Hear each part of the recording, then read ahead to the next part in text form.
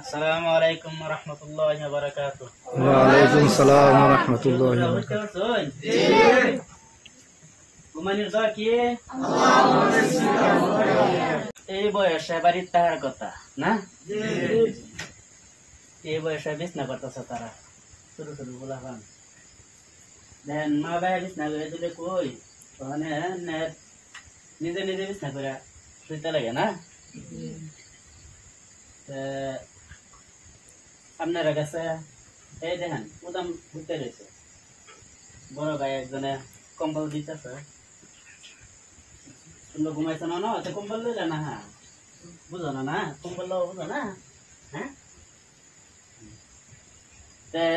ঘুরে ঘুরে দেখাও তারা কিবা হচ্ছে। ভালো লাগলে লাইক শেয়ার কমেন্ট করবেন ইনশাল্লাহ, আর ফলো করবেন বেশি বেশি ইনশাল্লাহ।